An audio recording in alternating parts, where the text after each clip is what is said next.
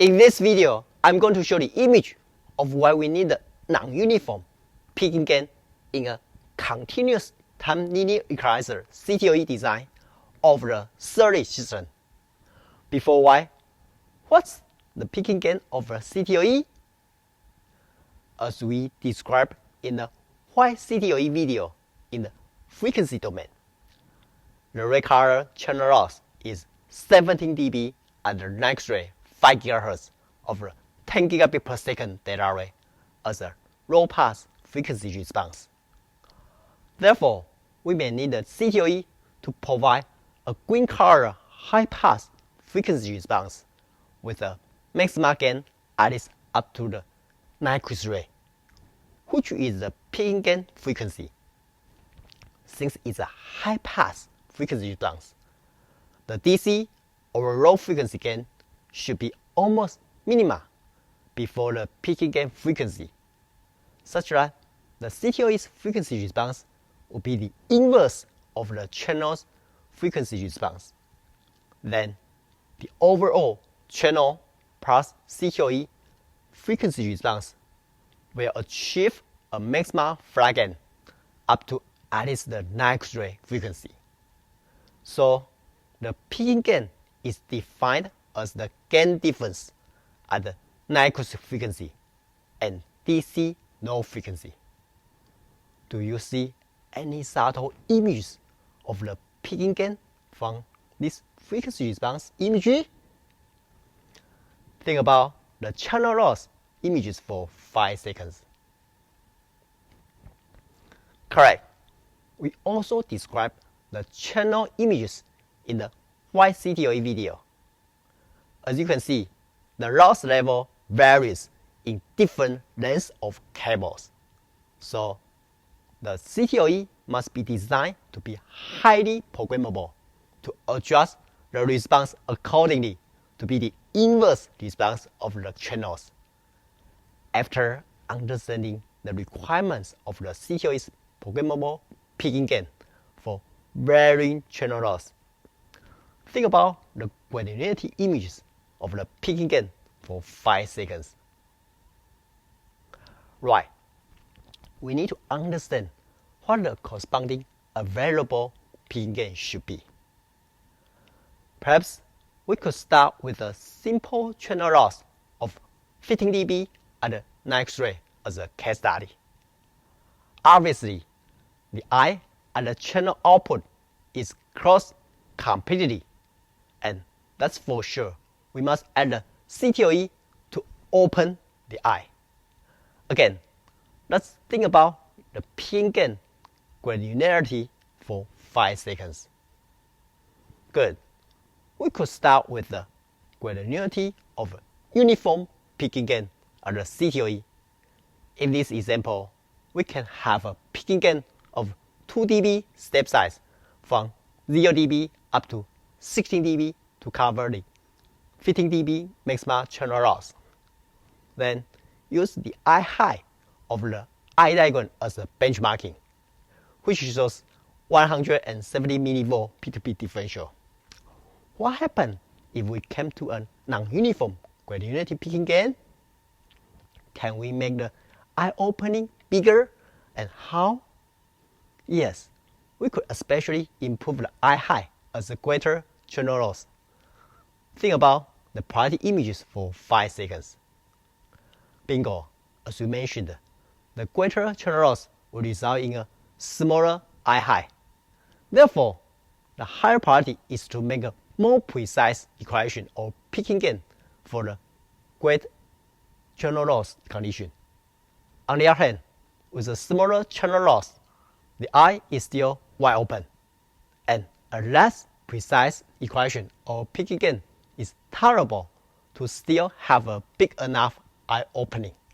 So our non-uniform picking gain would be a picking gain of 1 dB step size from 12 dB up to 16 dB to cover the channel loss of around 15 dB, and a picking gain of 3 dB step size from 0 dB up to 12 dB to cover the channel loss around 10 dB.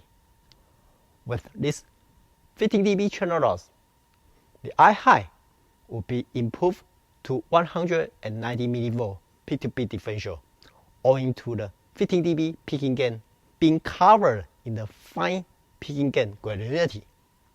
On the other hand, the median channel loss could be an issue if the peaking gain of 3 dB step size is from 0 dB up to the 12 dB.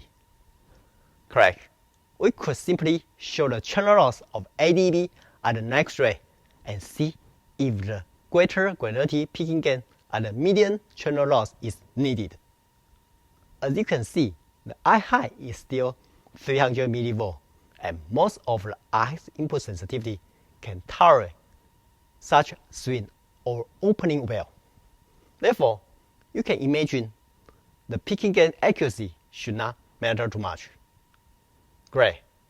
Here is the uniform peaking gain with a 2 dB per step size, such that the peaking gain of 8 dB could equalize the IDB loss of the channel exactly, and the output I high would be 400 millivolt, which is very good and expected. How about the non-uniform peaking gain? Yes, even though the non-uniform peaking gain has a 1 dB equalization error, the output I high of the CTLE would be close to 400 millivolt, even though it's slightly worse. In addition to the median 8 dB and high loss 15 dB, can we try the extremely high loss up to 30 dB loss at the next rate? Of course, we must meet the 30 dB range of loss, since most standards like the 10G-KR, 100KR4, PCIe Gen 4, and Gen 5, or other long-reach OIF CI standards will require such high channel loss equation. The I after the 30 dB loss at the next rate is totally closed for sure. Can we equalize the 30 dB loss with the CTLE only mode? Of course not, but we will let you review the Why Not CTLE Only video on your own. Usually, we need both CTLE plus DFE together to equalize the 30 dB loss. As we mentioned, the CTLE should probably take care of roughly 15 dB loss, and the DFE will take the rest of the residual ISI, such that the I opening at the sampler input will gain the greatest SNR instead of a tiny I high with lots of noise by CTLE only mode with a 30 dB peaking gain. Therefore, the pulse response after the 30 dB loss channel shows a very long tail, and the 16 dB peaking gain of the CTLE output will remove most of the long tail ISI, but still leave little tail amplitude. Therefore, the I has a little opening, roughly 8 millivolt or 10 millivolt as shown here. If we add a one-tap DFE, as you can see, the first post-cursor ISI is gone, and the I high will be roughly 36 millivolt, which might not be good enough. So we must at least extend to a 5-tap DFE to remove the critical residual ISI to boost the I high to be at least 50 millivolt, which might not still have a good enough margin over PVT for bit array less than 1 -12 over 15. But hopefully this CTLE has a very fine granularity, roughly 15 dB peaking gain. So even though the CTLE attachment loop picks the 15 dB loss, we might still be okay. On the other hand, if the attachment picks the CTLE's peaking gain to be 14 dB or 12 dB, then the CTLE only will not have an open eye yet.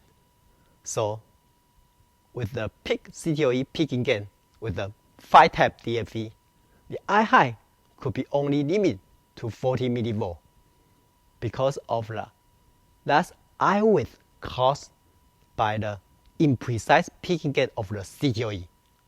Remember, the 2D thin budget image show you that both I width and I high are tied together.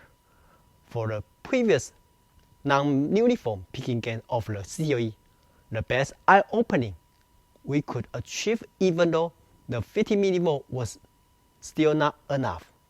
Do you have any idea to boost the 50 millivolt further? Think about the AC gain image at the next ray for 5 seconds. Correct, the AC gain at the next ray in our frequency response image is 0, which is a passive CTLE. If we could apply the active CTLE through an amplifier, we should be able to get at least 6 dB of gain at the next ray frequency. Then the 100 millivolt should be good enough to aim more margin. Here is a summarized image of why we need the non-uniform peaking gain in a CTLE design over a 30 season.